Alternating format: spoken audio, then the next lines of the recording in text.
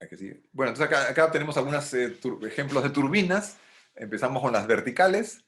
La Savonius es una turbina interesante, pero de muy bajo rendimiento. Es la de la izquierda arriba. Es prácticamente un cilindro que lo hemos cortado en el eje y lo hemos desfasado, una especie de elemento así en sección.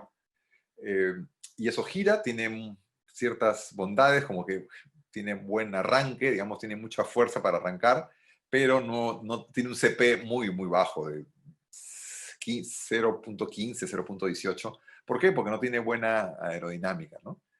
El de abajo abajo a la izquierda se llama Darreus, en honor a su inventor. Savonius también, a su inventor, hace más de 100 años, un sueco, si no me equivoco, aunque no he podido averiguar mucho de él. Darreus es un diseño también vertical, con dos perfiles aerodinámicos, generalmente de aluminio, doblados en una forma especial, y que gira también en forma vertical. Esta turbina se veía todavía en los 90s en los parques eólicos de California. En el paisaje del parque eólico se veía mitad turbinas axiales, como la que hemos visto en el video, pero por supuesto en esa época mucho más pequeñas, y las otras eran de este tipo Savonius, ¿no? Desaparecieron del mapa. Ya no hay Darreus, pero, digo Darreus, ¿no? Las otras eran Darreus y de eje horizontal. Desaparecieron. De Darreus ya no se ven. ¿Por qué? Lo que yo llamo Darwin tecnológico, ¿no? La supervivencia del mejor adaptado al medio ambiente, que en este caso es el mercado de energía. Entonces, si tenemos un diseño de una turbina que no tiene buenos indicadores económicos, le hace costo de la energía que produce o inversión necesaria para instalar 1 kilovatio de esta tecnología. Si los indicadores económicos no son favorables, la tecnología empieza a rezagarse, se usa menos, se deja de implementar, al final se extingue, desaparece así como una especie que no está adaptada al medio ambiente, ¿no? Todavía sobreviven este tipo de turbinas. Esta de aquí estuvo hasta un tiempo instalada había un ejemplo de esta turbina en la Costa Verde. Funcionan bien también. Definitivamente las turbinas verticales tienen su atractivo, que es que no requieren un mecanismo de orientación. Siendo de eje vertical, el viento les puede caer de cualquier dirección, de los 360 grados. No tienen que tener un timón, una orientación o un mecanismo que las lleve a enfrentar el viento, sino que el viento lo reciben de cualquier lado, es indiferente. Por otro lado, son más tolerantes a la turbulencia, al viento desordenado. Son más lentas, más amigables digamos, con la persona, tal vez. Por eso pueden ser usadas más para ámbito urbano, las turbinas verticales, que las horizontales. Las horizontales son un poco más agresivas, más veloces, entonces pueden ser un poco invasivas en la cercanía a la persona, ¿no? Pero como repito, las turbinas verticales no pueden superar en principio a las turbinas horizontales en eficiencia. Aquí hay una Savonius un poco escultural a la derecha, como en espiral, diseño bonito. También acá se puede aplicar mucha creatividad en lo que es energía eólica, en formas y diseños, pero no nos escapamos de las leyes de la física, del límite de Betz y de sacar un CP y un lambda, ¿no? Entonces, por más que hagamos un diseño hermoso, bueno, será hermoso, pero tendrá un rendimiento que estará limitado por lo que es, ¿no? Aquí vemos el generador que está abajo, de imanes permanentes, típicamente.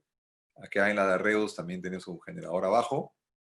Pero es una turbina, como repito, que ya no se usa. Acá vemos las turbinas de eje horizontal, empezando por las más raras. La derecha es la turbina de una sola pala, que en los 80s, principios de los 90s, se fabricaba todavía por una empresa alemana MAN, como la de los camiones, y también por una empresa italiana Riva Calzoni. Inclusive se instalaron algunas turbinas semejantes en el norte del Perú, en Yacila. En los 90, que yo las vi, ya estaban desactivadas.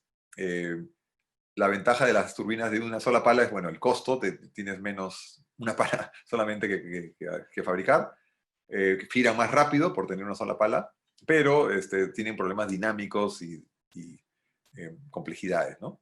Las turbinas de 2 palas, hay todavía fabricantes, especialmente un fabricante francés, Berniet, que fabrica turbinas de 2 palas, justamente para lugares en los que hay posibilidad de vientos extremos.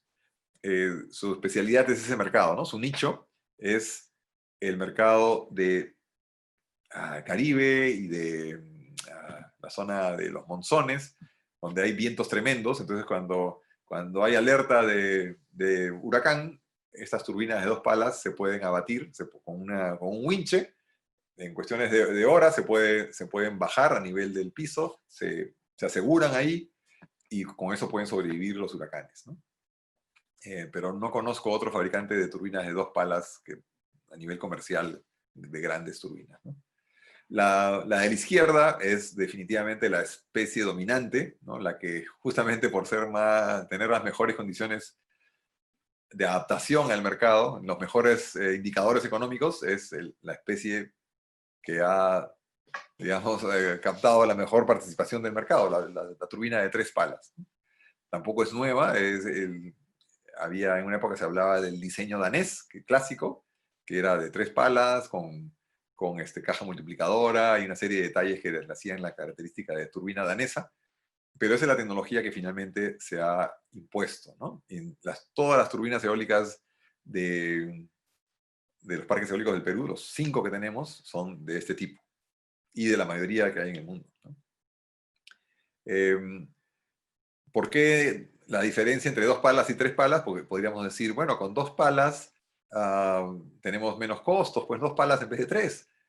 Pero esa ventaja de una pala menos no se compensa con la complejidad mecánica que requiere una turbina de 2 palas. Lo que sucede es que al estar las palas opuestas, 180 grados, ante una variación de dirección del viento, generan mucha variación en las fuerzas que experimentan cada una de las palas. O sea, están justamente 100% opuestas. Por ejemplo, si lo que sucede a menudo es que el viento no está perfectamente orientado con la turbina. Entonces, al estar oblicuo a la turbina, aunque sea pues 5 grados, hay una pala que en su giro se aproxima al viento y la otra que se aleja del viento, porque está yéndose hacia atrás, ¿no? Porque está un poco oblicua. Una se acerca y la otra se aleja.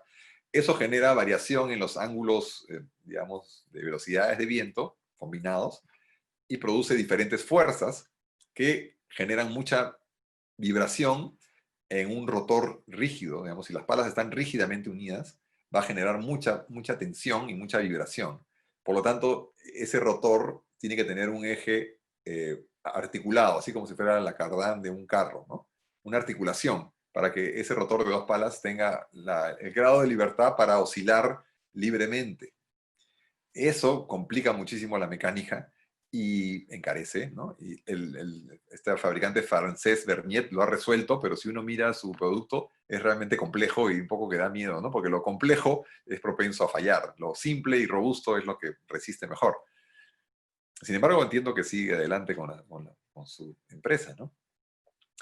Al tener 3 palas, en un escenario que está el viento ligeramente oblicuo, hay una pala que se está acercando al viento, la otra se está medio alejando y la otra medio acercando, entonces se balancea mucho mejor. Y eso se los puedo contar en carne propia porque la primera turbina que yo diseñé tenía 3 palas y funcionaba muy bien, aunque estaba mal diseñada. La segunda turbina que hice, ya habiendo leído más libros, la mejoré y tenía una velocidad y un rendimiento espectacular, pero era de 2 palas, tenía vibraciones también espectaculares, que nunca entendía a qué se debían. Me tomó leer un poco más para entender por qué se producen las vibraciones y cuál era la solución, articular el rotor, ¿no?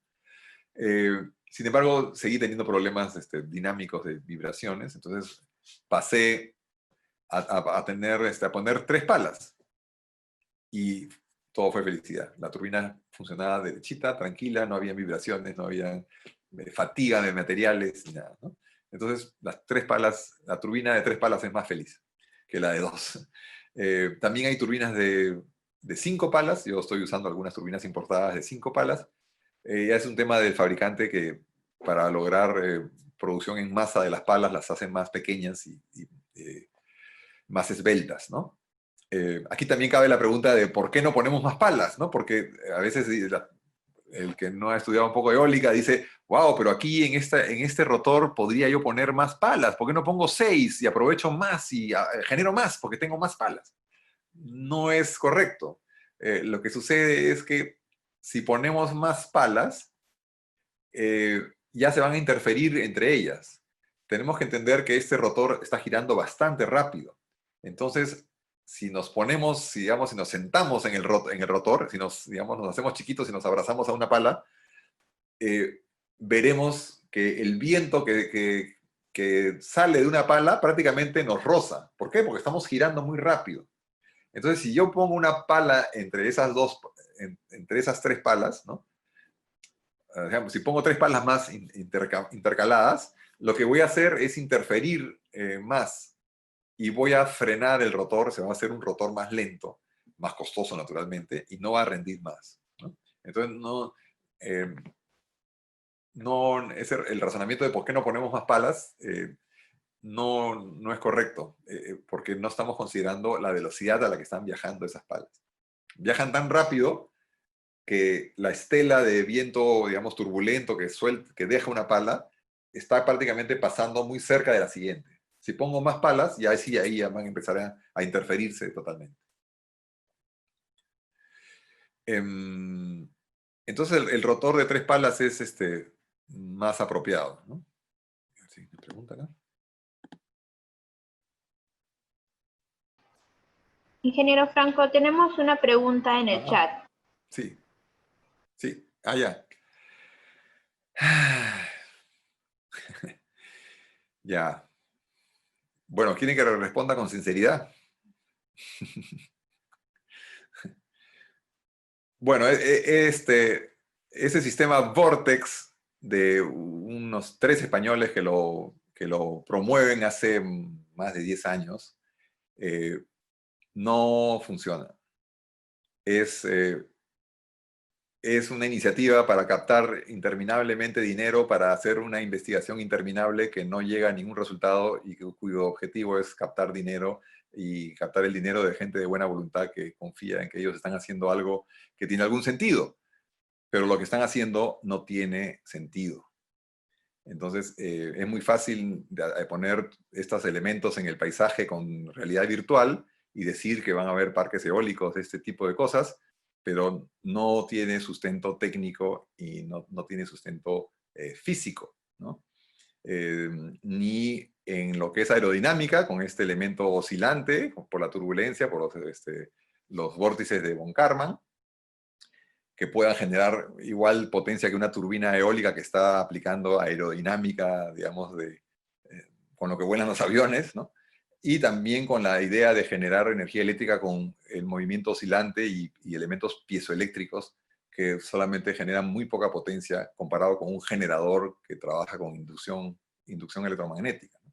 Yo he conversado directamente con ellos y quedaron en tener una segunda conversación que nunca se dio, porque no soy el tipo de persona que les interesa, eh, porque no pueden responder los cuestionamientos que le puede hacer alguien que sí, ¿no? Que entiende de turbinas eólicas y de generadores eléctricos. Entonces no funciona. Es bueno, si para decirlo con todas sus letras, son embaucadores. O sea y en eso también un objetivo de este curso es eh, alertarlos de que también en energía renovable hay mucha gente que vende cebo de culebra, ¿no? Entonces, como repito, no es que no se pueda inventar nada nuevo y que ya todo está hecho y que no se puede hacer nada nuevo, yo soy el último en decir eso. Se pueden hacer muchas cosas y seguimos inventando cosas maravillosas y muy interesantes, pero siempre dentro de lo que son las leyes de la física y las leyes, la ciencia, digamos, ¿no? Ahora, si uno me dice, no, es que esta turbina funciona con otras, como repito, ¿no? Con otras, esto no funciona con BETS ni con mecánica y tampoco hace caso a las leyes del electromagnetismo. Ah, ya, qué interesante. Entonces, ¿a qué leyes hace caso? ¿No? A una nueva ley. Bueno, entonces revoluciona a Maxwell y a Newton y a todos los demás, ¿no? Entonces, esto no tiene ningún sustento técnico. Y yo he recorrido toda la información de su página web y todas sus notas técnicas y hay unos saltos lógicos espectaculares entre lo que dicen y lo que realmente se puede hacer y las asunciones que hacen en el camino, ¿no? Entonces, no, lo que proponen ellos no tiene ningún sentido más que el sentido de buscar siempre financiamiento de gente de buena voluntad, ¿no? Perdón. Pero lo que llama la atención es que finalmente nadie los desenmascara y siguen ahí, sigue ahí.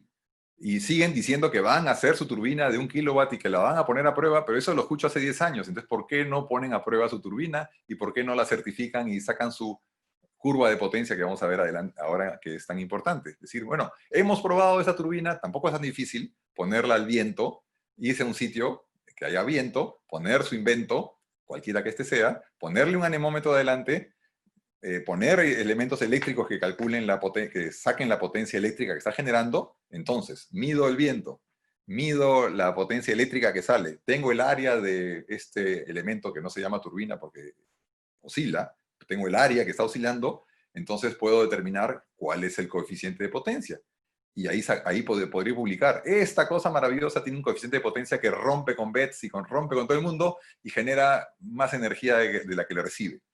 Pero, a ver, lo publico, luego tendrá que ser reproducido por alguien, ¿no? Para que digan, bueno, sí, lo que dice el señor Perico es cierto porque lo he probado y lo ha probado también en la Universidad de Toronto y en la Universidad de Oslo y funciona. Bien, entonces está validado, ¿no? Es una revolución tecnológica.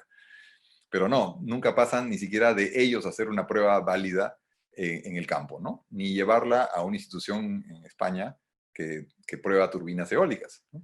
Entonces, bueno, finalmente es gente que hace daño a la industria porque está permanentemente ofreciendo algo que no cumple y que puede finalmente reventar como que la energía eólica es un cuento, ¿no?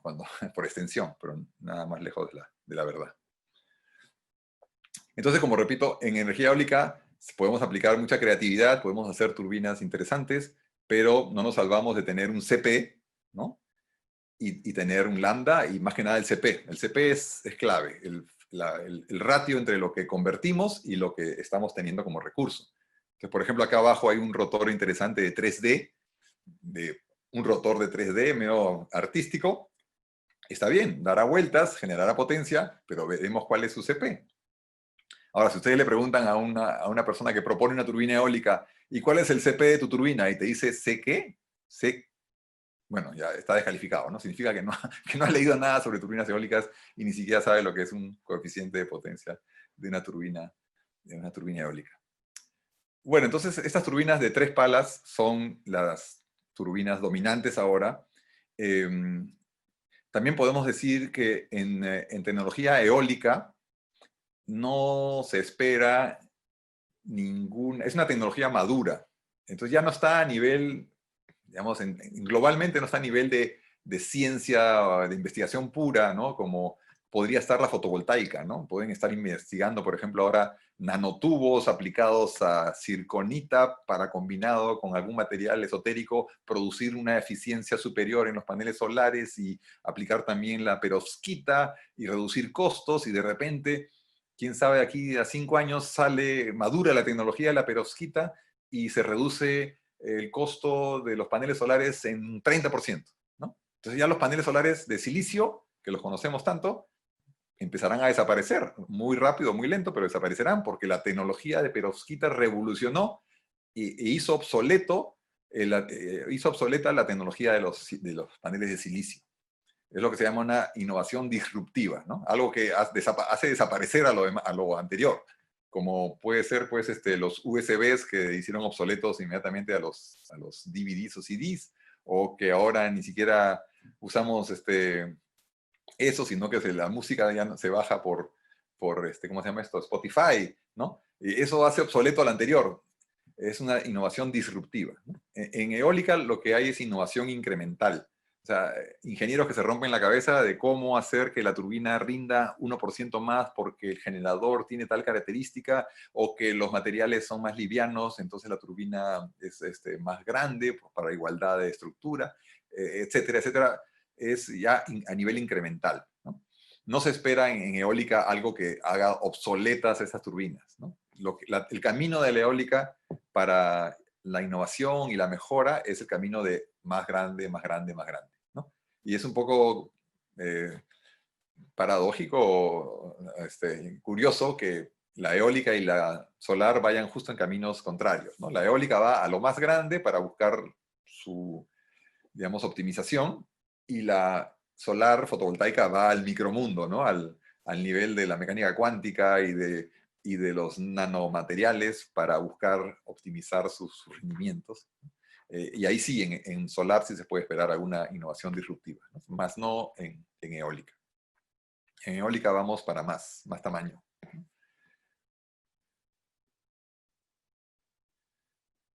Entonces, siguiendo con estos coeficientes CP y lambda, se pueden graficar plotear, digamos, en una gráfica común, y tendremos aquí varias tecnologías, ¿no? La bipala, con un CP mayor, porque al tener dos palas gira más rápido y tiene también más eficiencia que la tripala. La Daereus, esa que le comenté que ya no se usa mucho, que es menos eficiente porque es vertical, pero es bastante rápida.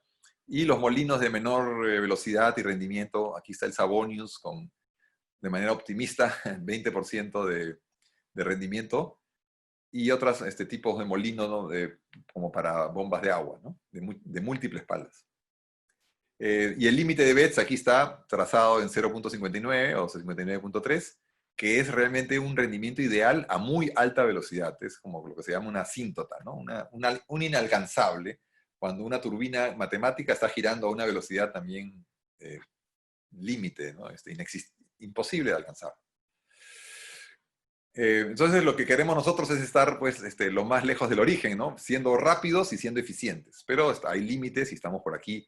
Como les comentaba, un lambda de un CP de 42, 45 es bastante bueno, y una velocidad, acá está un poco lento, pero de 6 a 7 es lo que se espera de una turbina comercial. A ver si no sé si hay una pregunta acá. No, ingeniero, no hay preguntas. Ah, ya.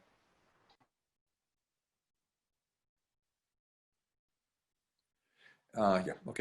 Entonces, vemos componentes de las turbinas eólicas. Hay, bueno, múltiples diseños.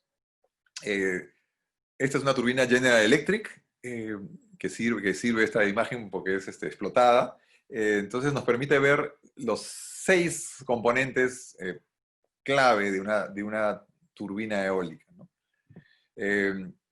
Tenemos el rotor aerodinámico, que es el que interactúa con el viento, el que convierte la energía cinética, la potencia cinética del viento en potencia mecánica de un eje que gira. Luego tenemos una transmisión, que puede ser tan simple como este caso, que es un eje soportado por unos rodamientos, o podemos tener una caja multiplicadora, como vamos a ver en un rato, que multiplica la velocidad del eje para que mueva un generador más pequeño. Luego tenemos el generador, movido por la transmisión mecánica. Aquí lo vemos como un gran plato, ¿no? Un cilindro muy grande. ¿Por qué muy grande? Porque es una transmisión directa. Esta es una turbina de accionamiento directo.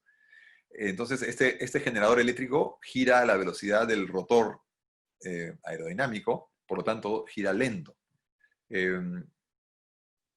Entonces tiene que ser muy grande, de muchos polos, ¿no? Pesado. Pero tiene la ventaja que es muy simple, muy robusto y de menor mantenimiento. No hay que echarle aceite, no hay que verificar la temperatura de aceite de la caja multiplicadora, no hay que evacuar calor de la caja multiplicadora, los engranajes que fallan, etc. Pero cuesta más, pero eso se compensa con el menor mantenimiento. Luego tenemos estructura. Tenemos que tener el rotor y todo este conjunto allá arriba, ¿no? En una torre, y con un chasis, con un elemento de sujeción. Tenemos que tener algún tipo de convertidor. ¿A qué me refiero con convertidor? Que la energía eléctrica que produce la turbina es energía eléctrica, por así llamarla, en bruto, ¿no? variable en frecuencia, en voltaje, porque va el viento, viene el viento, se frena, acelera. Entonces, eso no lo podemos usar para iluminar una casa. Estaríamos con la casa ¿no? que se enciende y se apaga. Entonces, ese convertidor procesa la energía eléctrica de alguna manera para convertirla en, por así llamarla, energía eléctrica homogeneizada, ¿no? Que ya está, digamos, a un voltaje determinado y a una frecuencia estable. Y el sistema de control. Es también fundamental el sistema de control.